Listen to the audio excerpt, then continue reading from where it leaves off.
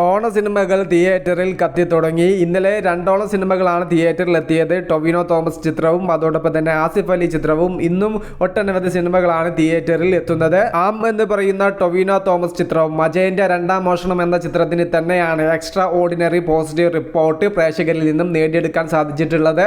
അത് സിനിമയ്ക്ക് കളക്ഷനിലും ഗുണം ചെയ്തിട്ടുണ്ട്. ആദ്യ ദിവസം കേരളത്തിൽ നിന്നും മാത്രം 2,80,00,000 രൂപയാണ് ചിത്രത്തിന്റെ കളക്ഷൻ.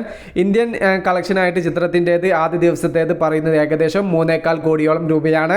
നല്ല ഹൈപ്പ് ഉള്ളതിനാൽ റിലീസിന്റെ മുന്നേ തന്നെ പ്രീസെയിൽ കളക്ഷനിലൂടെ ചിത്രത്തിന് 1 കോടിക്ക് മുകളിലുള്ള ഒരു പ്രീസെയിൽ കളക്ഷൻ നേടാൻ സാധിച്ചിട്ടുണ്ടായിരുന്നു. വരും ദിവസങ്ങളിൽ മലയാള സിനിമയുടെ വൻ കളക്ഷൻ പട്ടികയിലേക്ക് ചിത്രത്തിന് ചേക്കേറാൻ പറ്റുമെന്ന് തന്നെയാണ് നമ്മുടെ ഒരു വിശ്വാസം. ജോബി ജോർജ് നിർമ്മിച്ച് ആസിഫ് അലി നായകനായിട്ട് എത്തിയ കിഷ്കിന്ദ കാണ്ഡം എന്ന ചിത്രത്തിന് മികച്ച അഭിപ്രായം നേടിയെടുക്കാൻ സാധിച്ചിട്ടുണ്ടെങ്കിലും ഒരു സ്ലോ സ്പേസിലാണ് ചിത്രം കഥ പറയുന്നത് എന്നാണ് പൊതുവെയുള്ള അഭിപ്രായം. പ്രേക്ഷകരിൽ നിന്നും മികച്ച അഭിപ്രായം നേടിയെടുത്ത ചിത്രത്തിന്റെ ആദ്യ ദിവസത്തെ കേരള കളക്ഷൻ 47 ലക്ഷം രൂപയാണ്.